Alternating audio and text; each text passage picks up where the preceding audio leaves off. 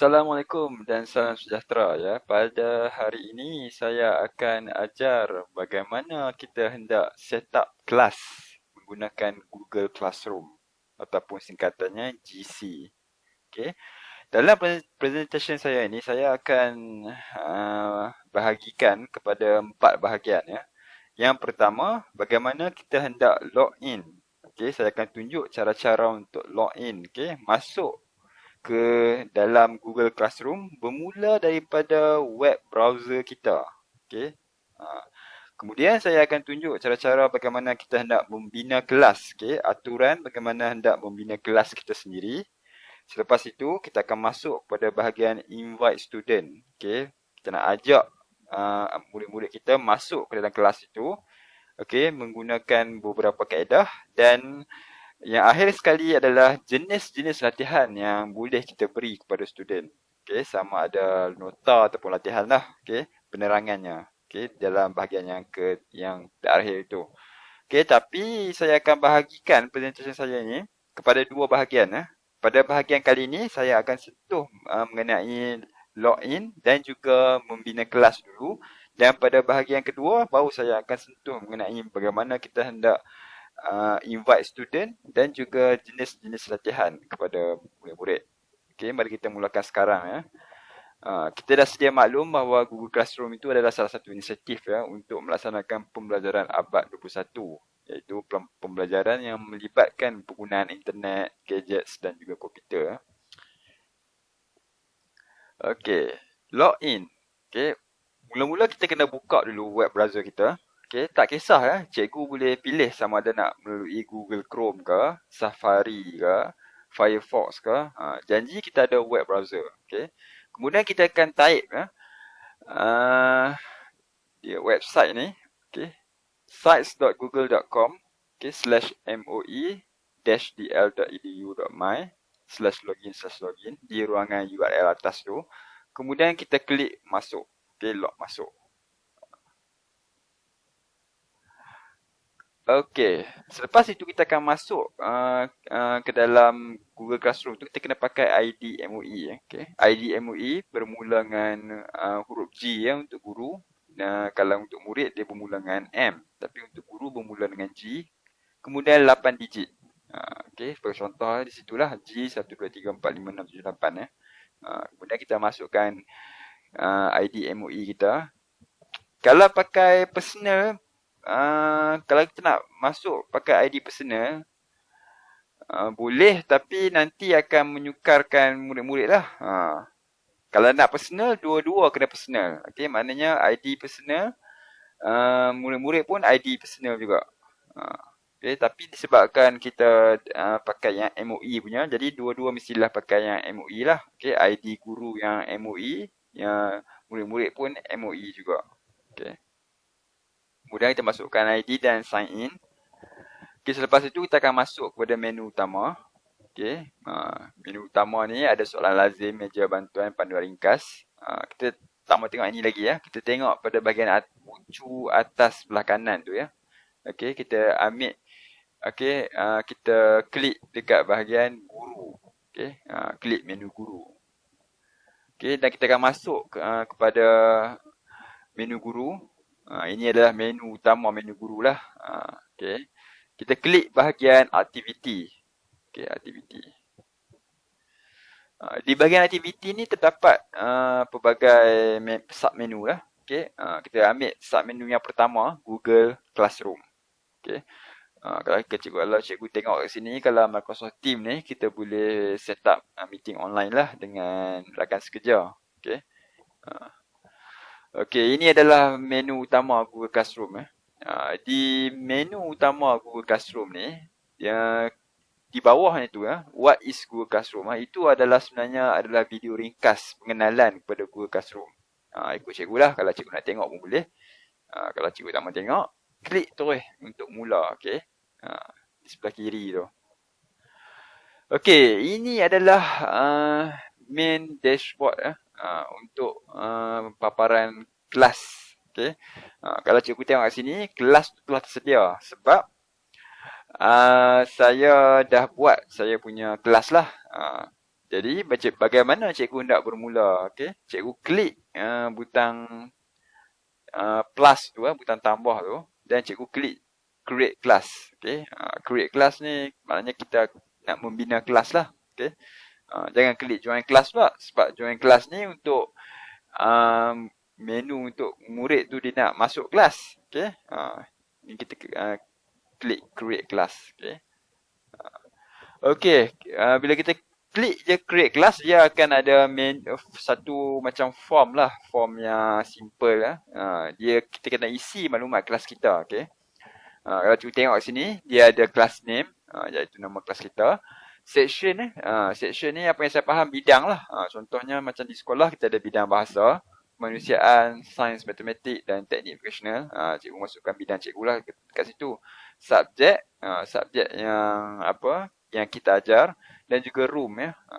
Room ni saya tak pasti dekat Malaysia ni kita guna room ke tak. Tapi setahu saya yang penting sekali adalah dua maklumat, okey. Class name dan juga section. Okey. Class name dan juga section tu. Okey.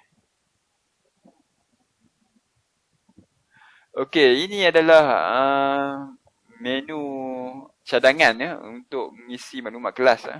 Ini. Cadangan ni sebenarnya memudahkan murid-murid kerana bila mereka masuk ke dalam Google Classroom, mereka akan nampak macam ni lah. Cadangan ni ialah pada bahagian title ni cikgu masukkan tahun cikgu mengajar macam 2020 lah kalau tahun ni. Nama kelas cikgu. Dan juga subjek. Subjek cikgu. Contohnya kalau kat sini 2020 4 Amin English. Macam itulah. Dan kemudian pada bahagian section, cikgu masukkan nama cikgu sendiri. Bahagian description, room dengan subjek, cikgu jangan isi lagi. Cikgu isi bahagian title dengan section saja. Sebab apa? Sebab memudahkan murid kerana di dashboard murid bila mereka buka, dia akan nampak macam ni lah. Dia akan nampak tahun, lepas tu nama kelas mereka, dan subjek dan juga guru yang mengajar subjek tersebut.